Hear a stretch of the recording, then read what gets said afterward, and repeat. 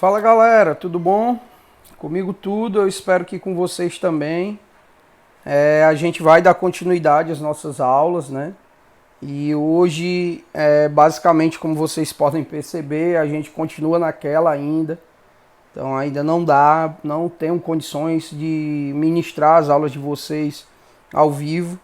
Já expliquei para vocês os inúmeros motivos, né? Que me levam a fazer a aula gravada. Desde o barulho, a queda constante de internet por conta da minha instalação e assim por diante. Mas eu acredito que até o final da... Não, final da semana também acho que ainda não dá, hein? Acho que vai ficar mesmo para a próxima semana. E isso se a galera realmente cumprir os prazos que eles estão me dando, né? Mas galera, de boa mesmo, assim, de coração, eu fico aqui pedindo que vocês compreendam essa situação, tá? Como eu já falei em todos os outros vídeos anteriores, nesse exato momento que vocês estão assistindo o vídeo, eu estou aqui no WhatsApp para tirar qualquer dúvida que vocês tenham. Então é só me chamar lá no privado, mandar um áudio para mim ou escrever a pergunta de vocês, que eu estarei à disposição de atendê-los, tá? Mas assim que conseguir mesmo, assim que possível, eu vou voltar com as nossas aulas ao vivo. Porque de certa forma eu acho até mais bacana, sabe? Perceber a presença de vocês ali fica muito mais interessante. Eu já falei isso para vocês. E eu queria que realmente vocês acreditassem que esse é o meu pensamento real, tá bom? Mas enquanto eu não tenho condições, né? A gente está fazendo nesse formato. Eu já fiz uma consulta com alguns alunos. Eles preferem realmente a aula ao vivo, mas por outro lado também está dando para acompanhar o conteúdo direitinho por aqui. Se vocês em algum momento acharem que assim querem dar alguma opinião, alguma sugestão, também galera, podem mandar uma mensagem para mim. Vocês sabem que eu tenho uma certa flexibilidade em relação a isso. Então se vocês tiverem alguma dica, alguma sugestão, fazer até mesmo alguma crítica sobre, ó, professor, acho que você poderia fazer assim, poderia fazer de outro jeito. Qualquer coisa nesse sentido, ó, fica à vontade, tá? Me dá um retorno que eu terei bastante satisfação em atendê-los, tá bom, galera? Fica aí a dica para vocês também em relação a esse feedback que vocês queiram me dar, tá? Mas sem mais conversas, para que o nosso vídeo aqui não fique muito longo, né? Queria desde já lembrá-los da importância da frequência, então por favor não deixe de deixar nos comentários a frequência de vocês, tá? Porque eu acompanho, né, exatamente esse fluxo de quem está vindo e de quem não está vindo para as nossas aulas por lá. E se tiver alguma dúvida, mais uma vez reforço que eu estarei disponível no Zap para tirar as dúvidas que vocês tenham em relação ao assunto da aula, tá? Aqui no canto eu deixei o QR Code para vocês acompanharem aí o material que nós estamos trabalhando, tá? E hoje finalmente também nós iremos concluir a apostila 2, tá? E a partir da próxima aula a gente já vai começar na apostila 3, beleza? Então, basicamente hoje, oficialmente, né, se encerra o nosso material do segundo bimestre e a gente já vai iniciar na próxima aula o material do terceiro bimestre, se Deus quiser, né?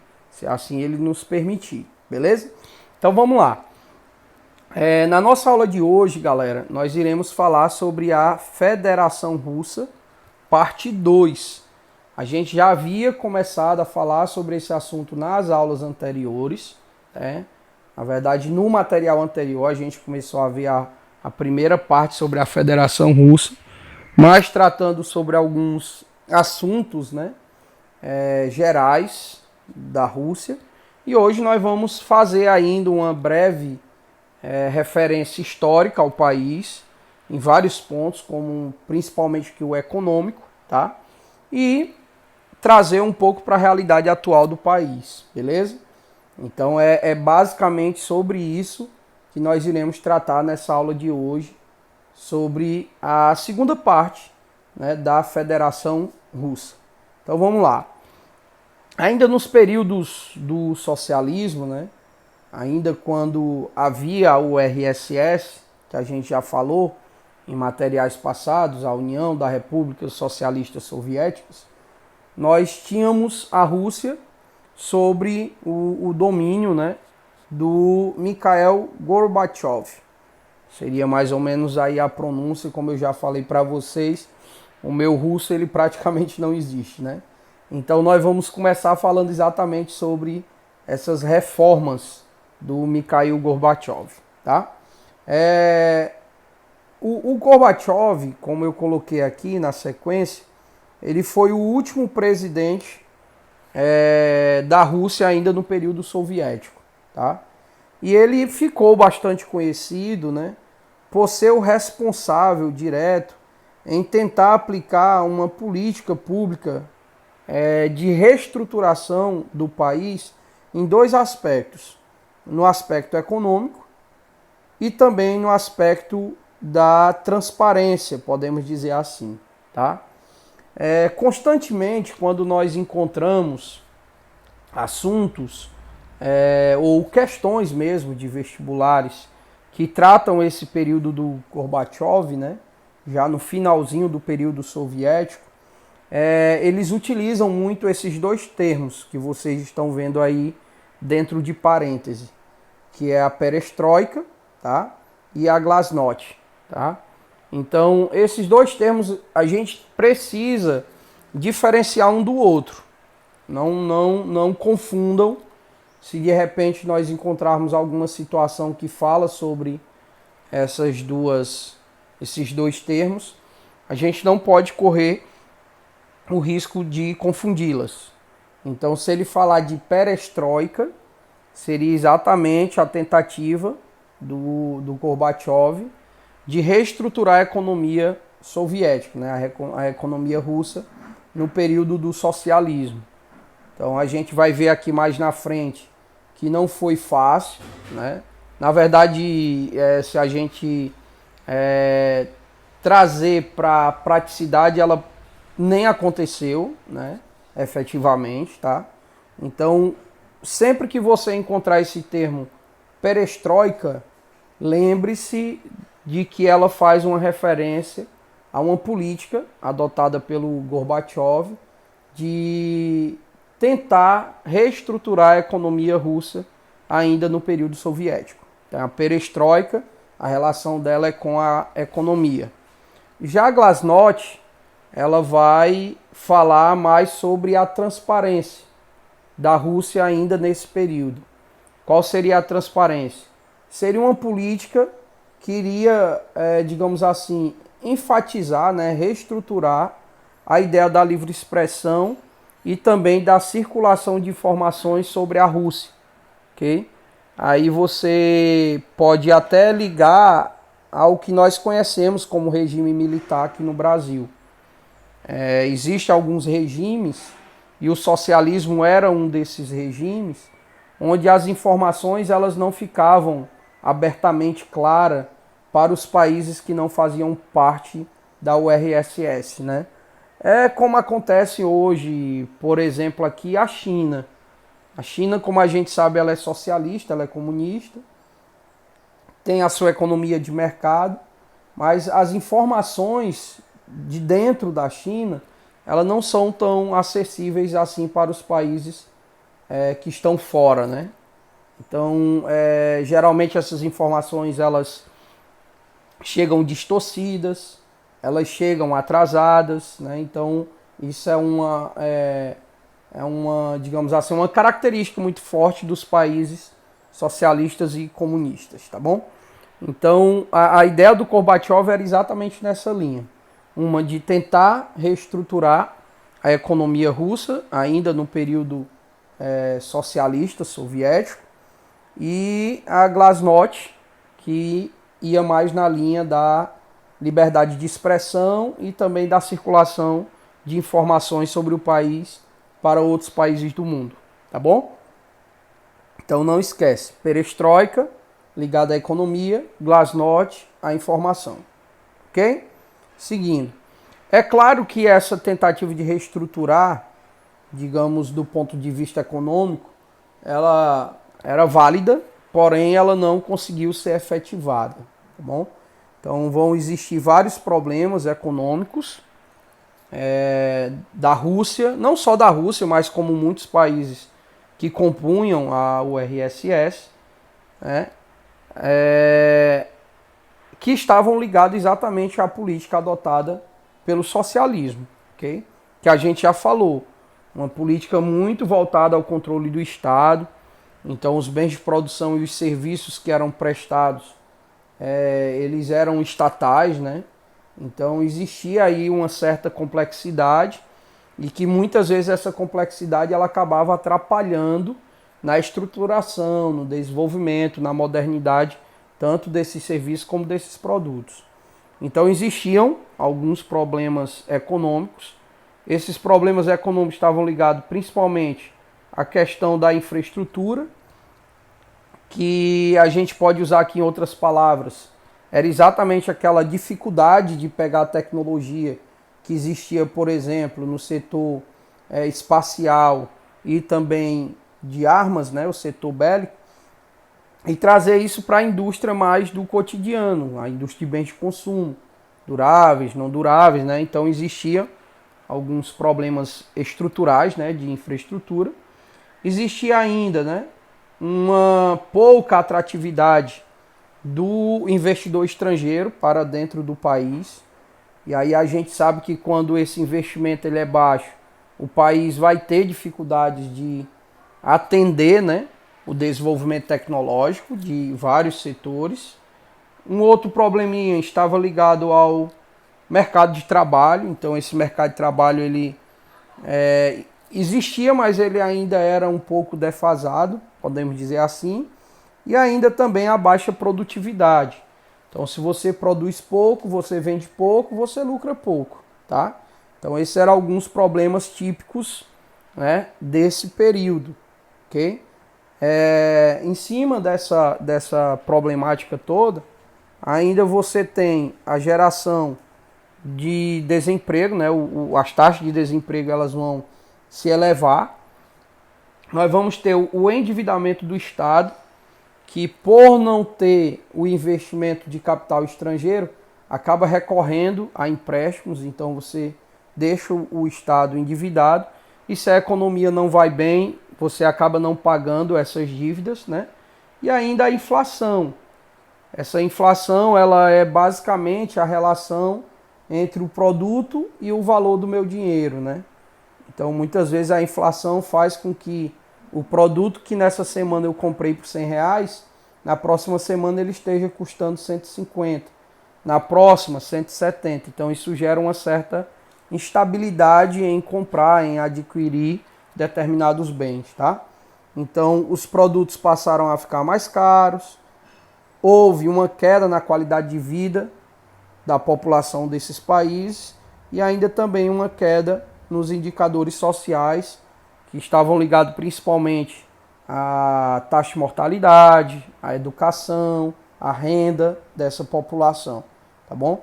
Então esse era um cenário muito comum na Rússia durante esse período socialista. Diante a toda essa problemática, em 1991 nós vamos ter o fim da URSS, que também é marcado basicamente pelo fim da União Soviética, posteriormente, né? Com o fim da URSS, a Rússia vai se tornar a principal herdeira desse período soviético aí da Guerra Fria, tá? E nós vamos ter também o surgimento de outros países que anteriormente compunham a União Soviética, a URSS, e agora se tornarão independentes, né? Esses países vão iniciar um processo de transição, de passagem para o capitalismo, ou seja, eles vão deixar de ser socialistas e passarão a ser capitalistas. Dessa forma, né, eles vão ver a entrada de produtos estrangeiros em seus mercados, tá? Então, roupas, gêneros alimentícios, perfumes, serão alguns dos produtos de outros países que passarão a circular nesses, com o fim da URSS, coisa que antes não era permitido, né? Só era permitida a circulação de produtos que tinham origem dentro da URSS. Com o fim dela, agora vai haver essa abertura de mercado, tá? E havia também, com o fim da URSS, uma perspectiva muito alta de que a Rússia se tornaria uma das maiores potências econômicas do planeta, né? Então, como a União Soviética durante muito tempo foi a maior, né, digamos assim, economia socialista, também havia uma perspectiva de que a Rússia se tornaria essa grande potência econômica, né? Então são alguns cenários que se gerou diante do fim da URSS, tá? Seria basicamente essa abertura de mercado, essa passagem para o capitalismo, né? E a possibilidade da Rússia se tornar uma grande potência econômica. Porém, a Rússia ela vai priorizar alguns setores produtivos, né, que deveriam ser recuperados, ou seja, que sofreram bastante no período socialista. Um deles, principalmente o energético, tá? E acabou que, de certa forma, não atendendo às expectativas que muitos países tinham de que ela se tornaria uma grande potência econômica. Então a Rússia ela abriu mão de se tornar essa grande potência, investir em novos setores de tecnologia, por exemplo, né? De televisores, de rádio, de computadores. E aí ela passou a investir basicamente na recuperação de setores estratégicos que estavam muito defasados, como por exemplo o de energia, né? Que é um setor muito forte para a Rússia hoje, tá? A Rússia, atualmente, né, que, a atual economia russa, ela é digamos assim, um país, uma federação que tem uma força grande em determinados setores, que é o que a gente vai falar aqui, tá? E aí essas melhorias elas vão acontecer principalmente no ano de 2001, como eu coloquei aqui no início, ó. Algumas melhorias elas vão ocorrer em 2001. O que ocorreu em 2001? Em 2001 nós tivemos uma crise ligada à produção, à exploração e ao fornecimento de petróleo no Oriente Médio, né? Que foi resultado da invasão dos Estados Unidos no Iraque. Então o Oriente Médio, que sempre foi o maior produtor, explorador, fornecedor de petróleo, ele vai entrar em crise. Então vários países que compravam o petróleo dos países do Oriente Médio estavam tendo dificuldade em ter acesso a esse produto. E aí a Rússia entra nesse ponto, né? É dona de uma das maiores reservas de petróleo do mundo e de gás. Então ela aproveitou essa ausência do Oriente Médio e passou a, de certa forma, né, agir com maior intensidade dentro do mercado energético mundial, né? Então essa crise ela vai gerar, né, uma alta no preço do petróleo, o que levou muitos países a comercializar o produto com a Rússia. Então eles deixaram de comprar do Oriente Médio, ou pelo menos reduziram a quantidade do que eles compravam, e passaram agora a comercializar com a Rússia. Então foi o primeiro ponto aí que favoreceu, né, o crescimento econômico da Rússia. Ao longo de 2002 até 2008, vai haver algumas oscilações, ou seja, vai ter momentos em que essa economia da Rússia vai estar muito bem, outras um pouco ruim, mas de certa forma, especialmente em 2008, o país ele vai ter uma grande participação nas exportações, tanto de fontes de energia, principalmente petróleo, carvão e gás natural, e também vários recursos minerais, como o ferro, o cobre, o níquel, né, que é uma outra também vantagem da Rússia. Ela é tanto forte no setor energético, como também no fornecimento de matéria-prima, tá? Então, em 2008 vai haver um outro auge para a Rússia, exatamente em cima desse fornecimento. A Rússia, né, ela vai apresentar em 2011 um considerável crescimento econômico e também uma redução significativa da sua dívida externa, tá? Mas ainda hoje é um país que apresenta uma série de problemas. Então, não é mais a Rússia como era no final do período soviético, né? Com dificuldade de pagar suas dívidas, com várias dificuldades de crescimento econômico. Então, ao longo, principalmente de 2001 até os dias atuais, a Rússia teve um salto na sua qualidade econômica e também na sua qualidade de vida, mas ainda é um país que apresenta uma série de problemas. Principalmente, né, existe uma grande desigualdade social e de concentração de renda dentro da Rússia. Então, aquela velha história dos ricos se tornando mais ricos e os pobres se tornando mais pobres. E como acontece, por exemplo, no Brasil, algumas regiões também são mais ricas e outras regiões possuem condições de vida bem extremas, tá? Então é muito nessa linha. Na Rússia, né, como a gente vê em filmes, há uma atuação da máfia muito grande, né? A famosa máfia russa, que usa principalmente de mecanismos como lavagem de dinheiro para desvio, né? Para corrupção, para tráfico de droga, tráfico humano. Então, existe muito ainda em alguns setores da economia a atuação dessa máfia, o que acaba gerando uma série de problemas também, principalmente em relação com outros países. E ainda também há o descaso com a agricultura. Vocês lembram que a gente falou que no período soviético haviam dois tipos, né, de setores produtivos ligados à agricultura. Um que produzia, né, técnicas para um outro setor e esse outro setor produzia tanto para atender às necessidades particulares como também para o comércio privado, né? E também houve um certo descaso nesse setor, né? O que acabou atrapalhando a economia do país e o que faz, inclusive, a Rússia hoje ter que comprar praticamente a base da alimentação de sua população de outros países, né? Inclusive do Brasil. O Brasil é um dos principais fornecedores de produtos agrícolas para a Rússia, exatamente por conta desse descaso. Um outro aspecto também que merece destaque em relação à Rússia é em relação à sua democracia. Ela é bastante questionável. Então, mesmo a população russa indo às urnas escolher o seu representante, né, a gente tem aí o Vladimir Putin, que está praticamente 20 anos no poder e já, de certa forma, né, criou uma lei que pode deixar ele aí por mais 15 anos, né? Então, assim, é um modelo democrático, mas sabe-se muito bem que existe um certo controle, né, por parte do presidente em vários ambientes políticos. Então, a democracia ela é assim meio questionável, tá?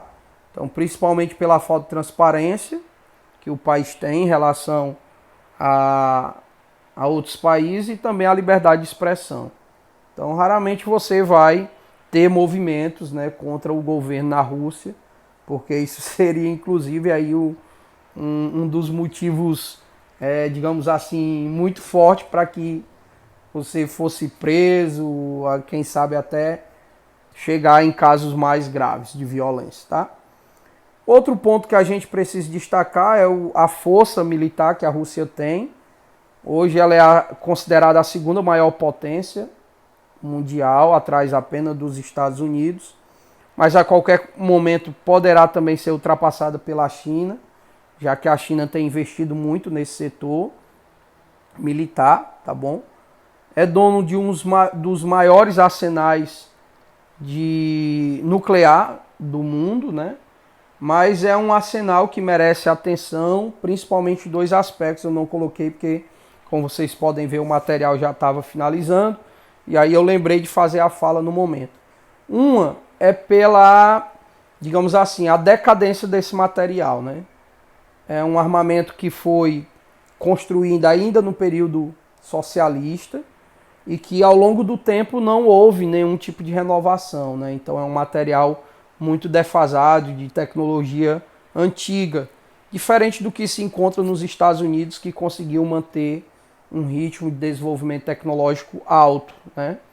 E a outra é que a Rússia ela tem várias regiões de muitos conflitos e geralmente a atuação de grupos rebeldes contra o governo, e que esse armamento poderia possivelmente cair na mão desses grupos, que poderiam inclusive utilizar esse armamento para atentados terroristas, colocando, digamos assim, em xeque, né, a segurança não só da Rússia, como também dos territórios mundiais, tá? Então, esse armamento, toda essa força militar, ela requer uma certa atenção desses dois sentidos. A precariedade tecnológica desse material, que já é bem antigo, assim também como a atuação de grupos rebeldes em algumas regiões que poderiam tomar, né, esse armamento e utilizá-los para outros fins, beleza? Então esse é o nosso material de hoje, eu espero que tenha sido muito claro, espero que vocês tenham entendido, eu fiz um resumão aí bem bacana para ajudar aí facilitar a compreensão do material, beleza? No mais, galera, como eu já falei, se os senhores tiverem alguma dúvida e as senhoras também, podem mandar para mim no Zap, que eu estarei à inteira disposição de ajudá-los, tá bom? No mais, fica aqui o meu abraço, que Deus abençoe vocês, a família de vocês, e na próxima aula a gente volta a dar continuidade aí no nosso material, se Deus permitir. Valeu, abraço, tchau, tchau e até lá.